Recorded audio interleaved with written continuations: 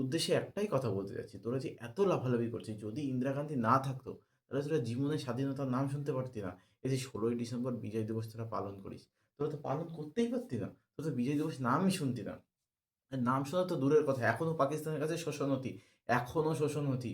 তোদের কোনো কিচ্ছু দিত না ওরা। না এমপি সিট দিত, না কোনো কিচ্ছু দিত। তোদের অগ্রাধিকার, অধিকার টুকুতে দিতে পারত না। ভারতের কাছে কৃতজ্ঞ হ। পাশাপাশি একটা দেশ, কোথায় তোরাও উপকারিত হবি, আমরাও উপকার পাবো। এইভাবেই তো দেশটা চলে একে অপরের সাহায্যে। কেন ভাই বিভেদ করিস তোরা? আজ যে একটা হিন্দুকে, একটা হিন্দু নয়, হাজার, হাজার হিন্দুকে তোরা মারছিস। কেন মারছিস ভাই? কেন মারছিস?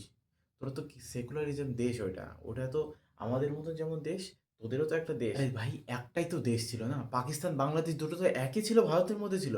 আরে তোদের বাবারা কাটাকাটি করে আলাদা করেছে। তোদের বাবারা, তোদের বাবাকে চিনিস বলতো কে? মোহাম্মদ আলী জিন্নাহ। মোহাম্মদ আলী জিন্নাহ তোদের আলাদা করে রেখে গেছে। পাকিস্তান আর বাংলাদেশ তোদের মূর্খ বানিয়ে রেখেছে, মূর্খ।